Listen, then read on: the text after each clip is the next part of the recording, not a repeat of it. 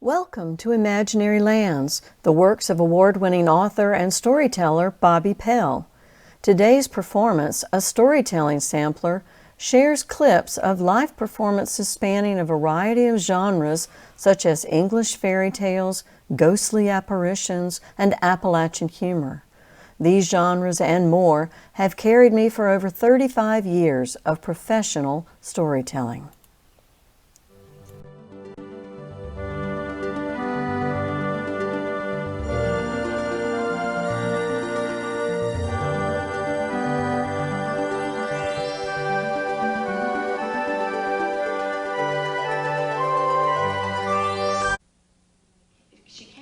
They took her from the water and laid her out on the ground. She had on a long white dress with pearls and jewels strewn in her hair. And even in death, she was still remarkably beautiful. But she was indeed dead. She had drowned. Now, as they were looking at her, not knowing who she was, a famous harper came through. And he looked, and when he saw her face, it became etched in his mind. And as he left that sight, he traveled for weeks, but he could never get away from the look on her face. So he found himself back in that same area. And when he came back to that part of Benori, all that remained of the princess were her bones and her long flaxen hair. Well, he took her breastbone, cracked it open, and made a rude harp out of it. He took her hair, spun it, wove it tightly, creating strings for this new harp. Then he carried that harp with him, along with his old one, up to the castle. Now at the castle, everyone loved it when there was a balladeer who would come through, because that meant a very wonderful time at dinner. So they had a big feast, and after dinner he played songs about war, songs about peace, romance, all kinds of things. But finally, he took this new harp and he laid it upon a stone. And when he did, the harp itself began to sing. And this is what it said.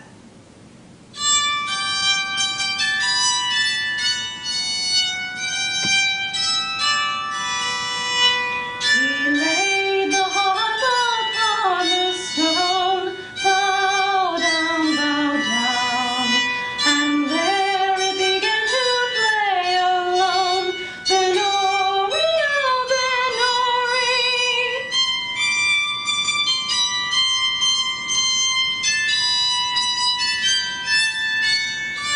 And I'll be true to my true love, if my love be true to me. Oh, yonder sits my father king, bow down, and yonder sits my mother queen, Benori, oh Benori, and yonder stands my brother Hugh, and with him my William, sweet and true.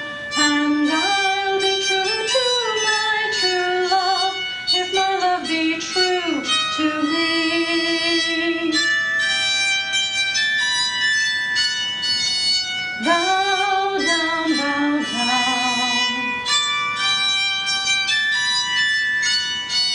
Benori, oh Benori. But then this tune that the harp played then was woe to my sister, false Helen. And I'll be true to my true love, if my love be true to me. And with the final note, the harp broke into 1,000 pieces, and Helen rose from her chair, staring ahead of her as if some ghostly specter were making its way towards her. She started grabbing her throat as if icy fingers were clutching the life from her. And before anyone could get to her, she fell to the floor, cold stone dead. So when jealousy weaves its way into your heart, remember that true love will always win, even if it reaches reaches out from the grave. The narrator.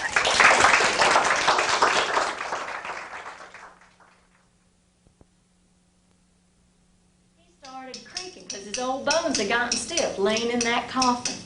Now, it's kind of an unsightly thing, you know, your husband's dead and he's hanging out over in the corner when you want to have visitors coming over. There was a fiddler in town, and he had been kind of waiting on old Aaron to kick the bucket because he really wanted to marry the wife. So now that Aaron was gone, he came a-calling. And he came in that night, and he was shocked to see old Aaron hanging out in the corner. So they got through dinner, and the fiddler said, you know, Maeve, I just don't know if I can handle this. She goes, oh, come on, darling, it's all right. He said, well, how long are we going to have to put up with this corpse? She goes, I don't know. He said he ain't leaving until he feels dead. He said, well, I just can't stand this. I got to do something. I tell you what, I'll play.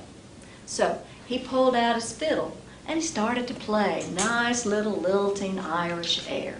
Well, as he did, they noticed that old Aaron hanging out in the corner started to creaking back and forth, and his bones were rattling just a little. Now, as they noticed that he started liking this, and he goes, oh, this is nice. Play some more, fiddle man. So the fiddler played a little more, and old Aaron, he was rocking back and forth, a little harder now.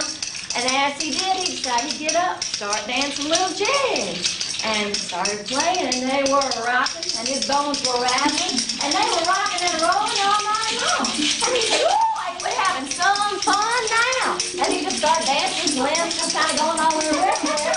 And all of a sudden, the wife noticed that as old Aaron's dancing, his little pinky just kind of flew right off his hand. And she goes, ooh, play faster. So Aaron's going, and his bones were rattling. His bones were shaking, and they were rocking and rolling all night long. And they're up there, and he played faster, and Aaron went this way, Aaron went that way, and then here, legs there, until before you know it, all his bones were heaped up in the very center of the room. His old head just a-clapping like this. So they decided they'd mixed up all those bones, threw them in a sack, went back out there, dropped them in the grave, and said, that needs to be the end of that. And they never heard from Aaron Kelly again.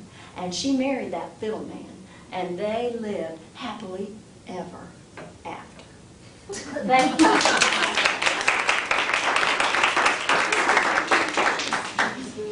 Okay.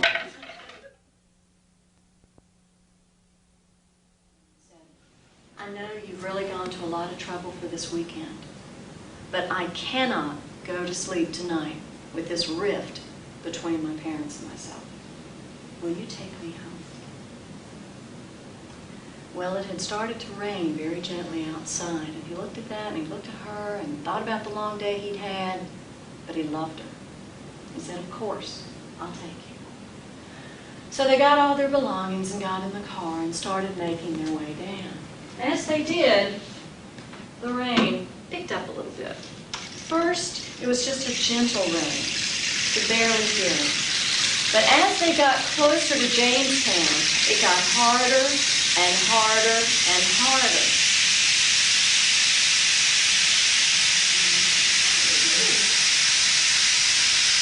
Until it was a torrential downpour. Now there was a curve on old Highway 70 on their way that was right beneath the trestle. And the boy knew that sometimes this was called Dead Man's Curve. And so he was as careful as he could be coming into this. But the rain was coming down so hard that as he got into it, he lost control of the car. And it hit the trestle bridge. Lydia was thrown from the car and killed instantly. He survived without a scratch. 30 years later, a traveling salesman was making his way through the Piedmont area. He'd already done his bit down in Raleigh and was coming through Greensboro on his way west. And he liked the scenic route, so he liked staying on old Highway 70. Well, as he was making his way this October night, he noticed that it began to rain just a little. So he put on his wipers and was driving along, and he'd heard about this real dangerous curve right near the trestle before he got to Jamestown. So he was keeping an eye out for it. And as he did, he said, oh, there's the train signs. I guess I'll start slowing down. And as he did, he got to where the arch underneath the trestle was visible. And he thought he saw something through his windshield wipers. And he looked And there standing right beside the arch appeared to be a young girl dressed in a white party dress. And she was completely soaked. Well, being the gentleman that he was, he pulled the car over immediately and went up to her and said, Miss, is there anything I can do? Can I take you somewhere? Are you in trouble? And she looked at him and said, will you take me home? He took off his raincoat and put it around her shoulders, helped her into the back seat of the car, and said, of course I will. They started driving, and when he looked in his rearview mirror, he noticed how upset she was. So he decided not to make chit-chat like salesmen often do.